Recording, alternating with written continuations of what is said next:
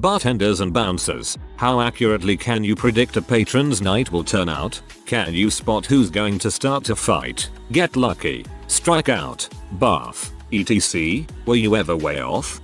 You can usually spot who's going to drink too much, who's there to get laid, and who's going to make a fool of themselves. I'm usually pretty good at picking out who memorable people are going to be, but one time I was way off. This slightly overweight office worker in his late 30s comes stumbling into the college bar I was working at around midnight on a Friday. Just about everyone else there is a college student, and by the way he was wobbling I guessed he was wasted and looking to pick up a college girl. So I decided to keep an eye on him and make sure he didn't get too creepy or aggressive. Holy frick, was I wrong.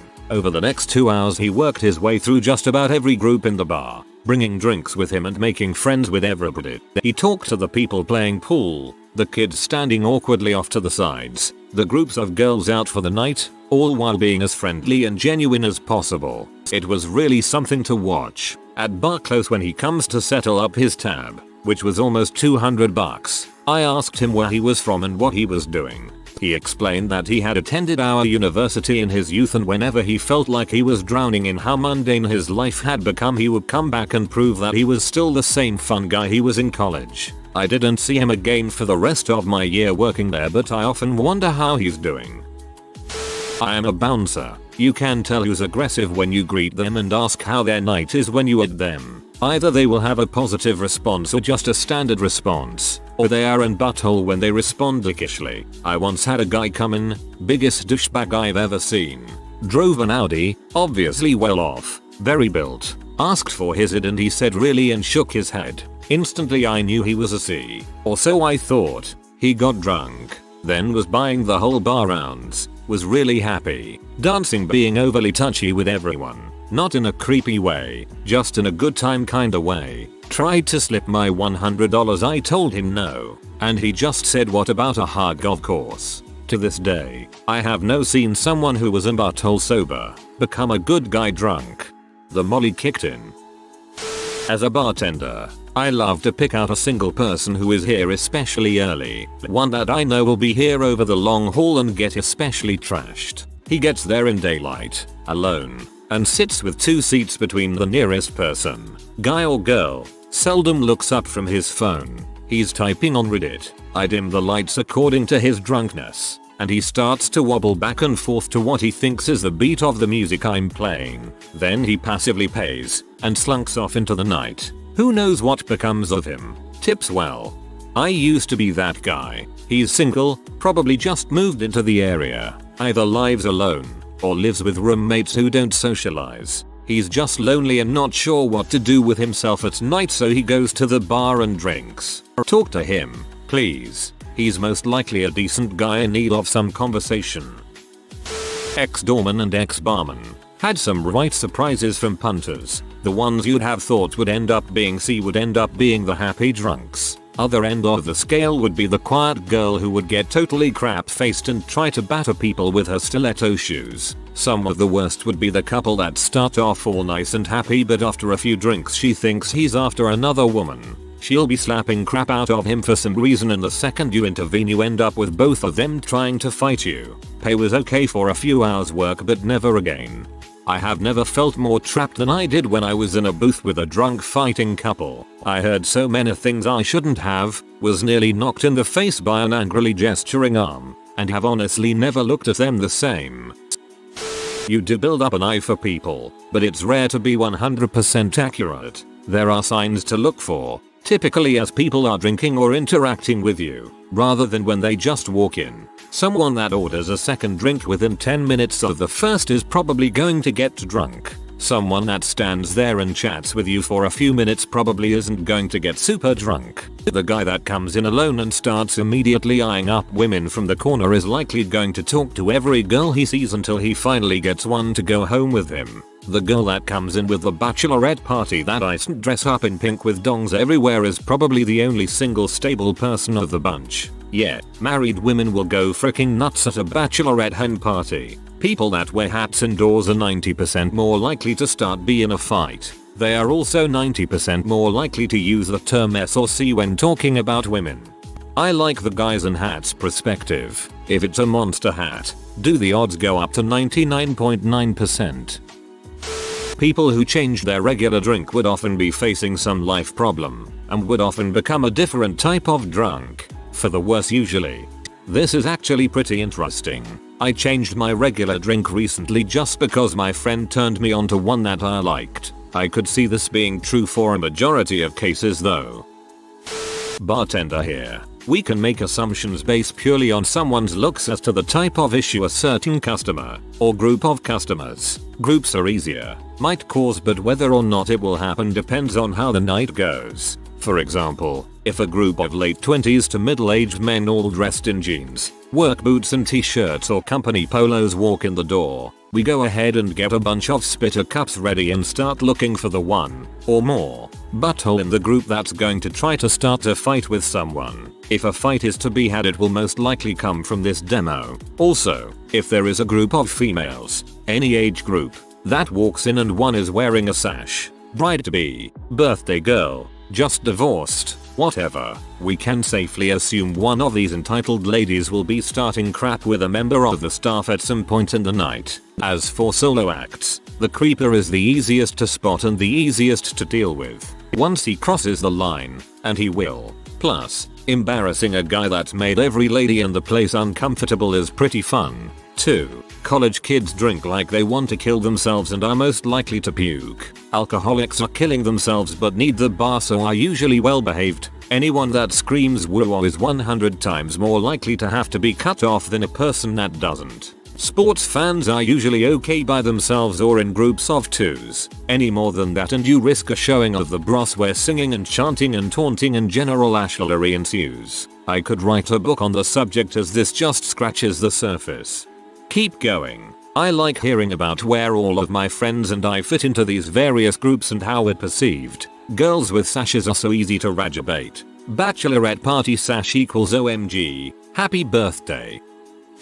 Ex-bartender of 5 years here. I used to tend bar across the street from a college football stadium at a pub grill and also bartended in the downtown center at a plain old bar. After working behind the bar for even just a few weeks, you start to pick up on everyone's vibe. By nature, you are just people watching the customers, making sure no one needs a refill, no new customers, etc. It was easy to pick out the group of friends celebrating, the casual drinkers, the bros, the sloppy drunk type of people, everyone. You don't necessarily listen into conversations, but you do definitely pick up on certain words and actions. Is a customer cursing a lot, making a scene, crying, etc.? Those can definitely predicate a bigger issue. The hardest part about bartending is cutting a customer off. I equated it to a cop initiating a traffic stop. You have to give a volatile customer bad news and aren't sure how they will react, so you approach it cautiously and carefully. I have tons of stories from my bartending days and would be happy to answer any questions if there is interest. I love reminiscing about those days. TLDR. Yes, as a bartender you typically get a sense of how someone's night will play out based on what you see and hear.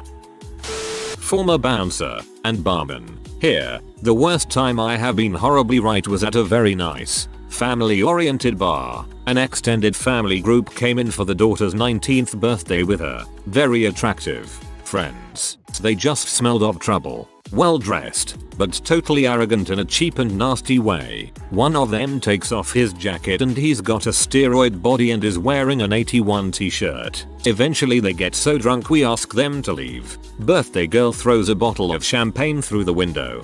Dad and sons are squaring up to the bouncers. The whole lot are throwing glasses. And just to top it off, we find her best friend naked, bleeding and unconscious in the park opposite the bar about an hour later. That's right. Her brother's father, Mickey'd her best friend, violated her in a park and left her there, and she was cool with it.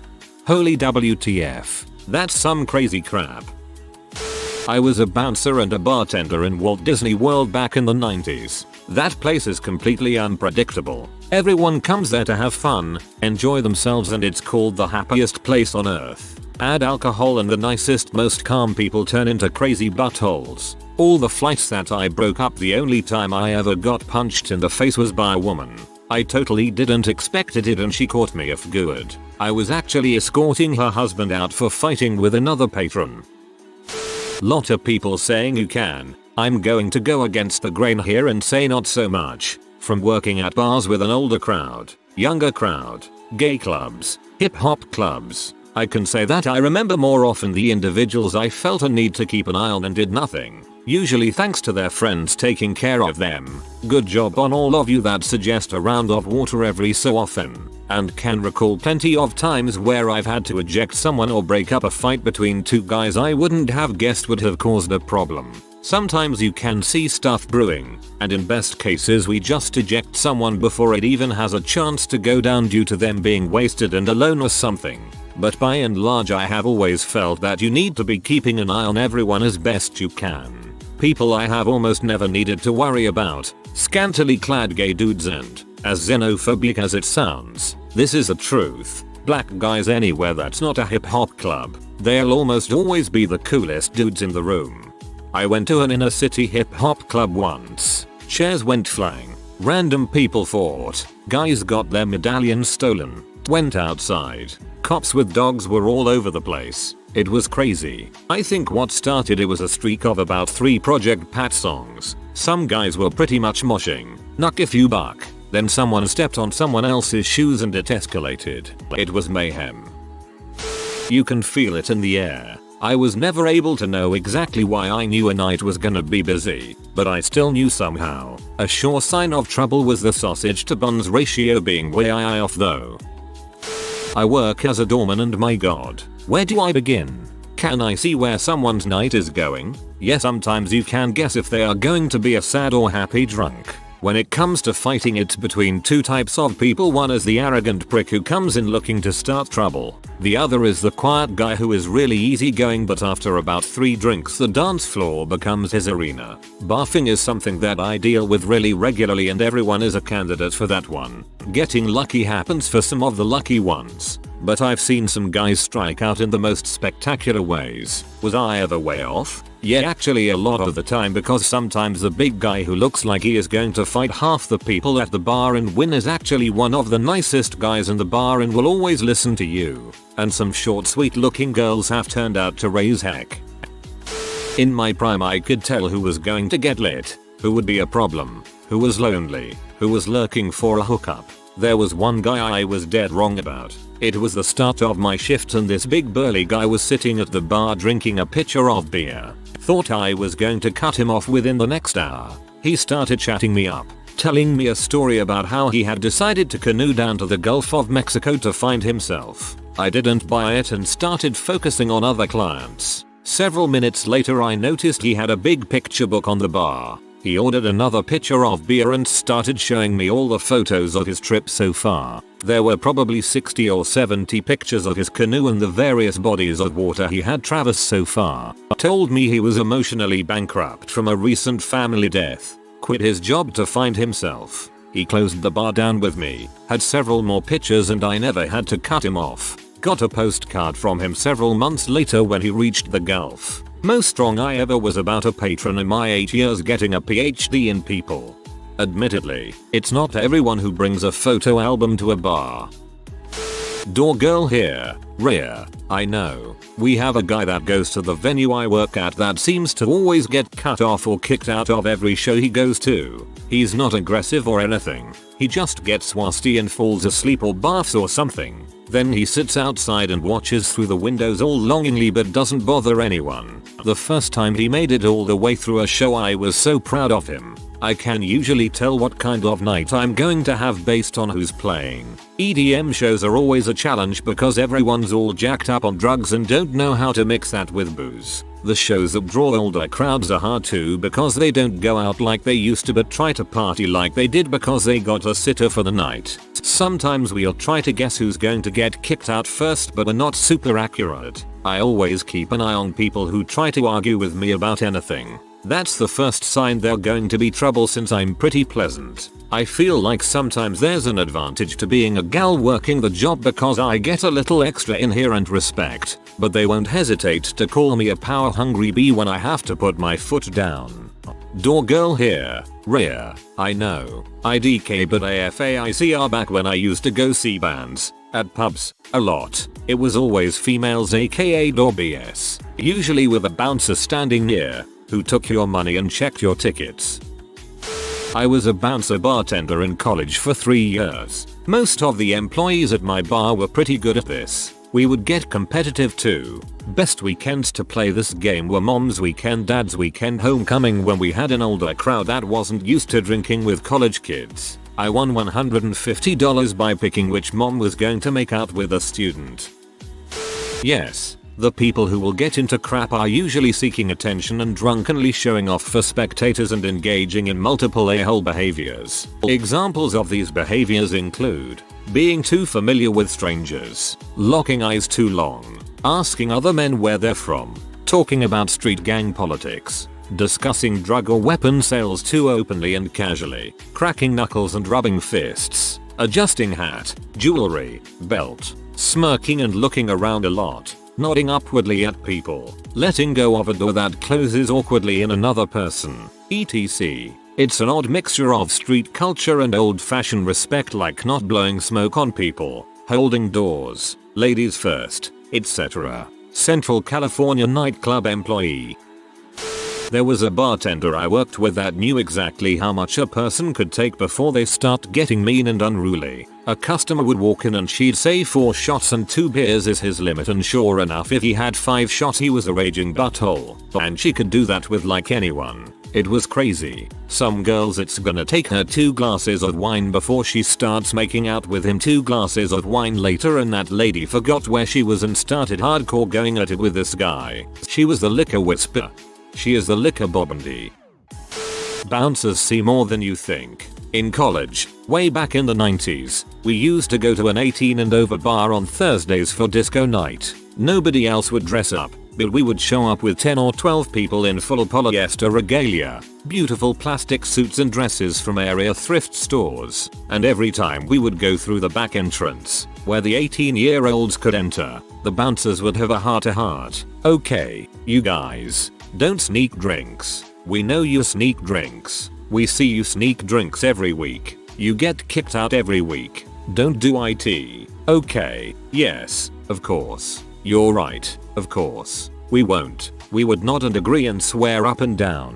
Whatever it took to get inside. And one electric slide later, the lone 21-year-old would head over to the bar side, buy a couple Long Islands, and sneak them back to us. One small sip and the heavy hand comes down on your shoulder. The other hand is pinching the bridge of his nose. God dang it, you're out. Get out. What the frick did I say? More nodding. Yes, of course, you're right. We did it. We're very sorry. Won't happen again. See you next week. I think you're just not very sneaky. I did this constantly from 1821 and we never got caught.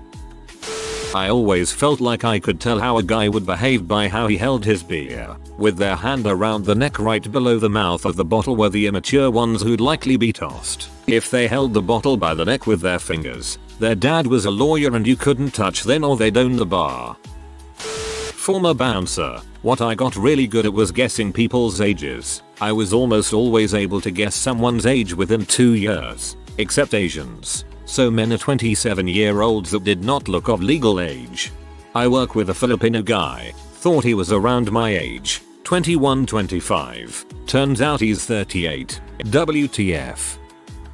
It's always fun when you're heading home to see the guy you knew would end up not being able to handle his drink, a drunken mess laying in a doorway covered in his own vomit, while his friends who you called out would chase P over helping him chat up terrified bored looking girls in the takeaway next door at 4 AM completely oblivious. Not a bouncer but was good friends with my local watering holes bouncer. Some things are just so obvious. One time a large group came in and some were underage and the bouncer would not let them in.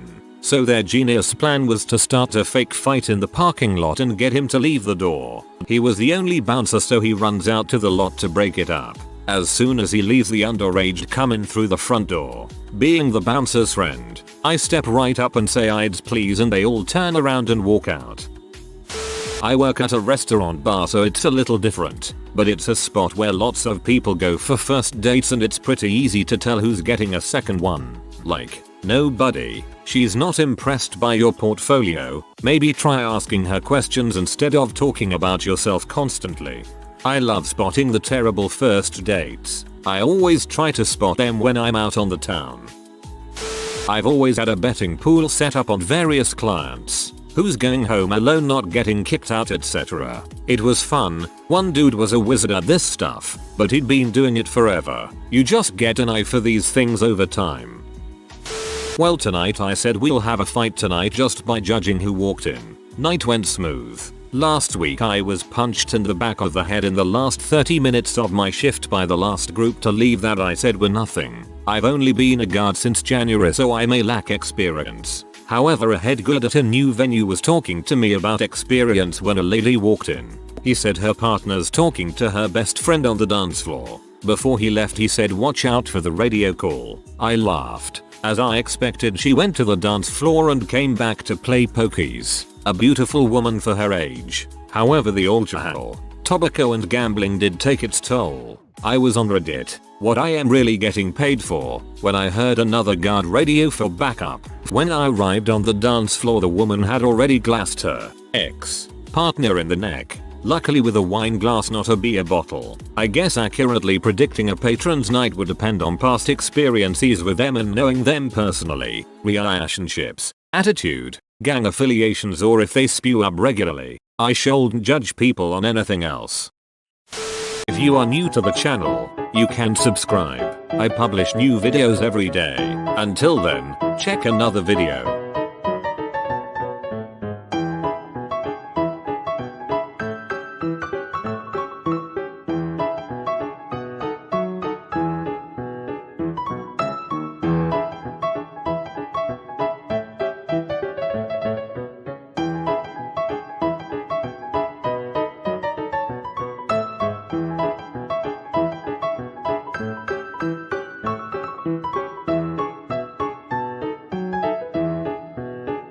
Bye for now.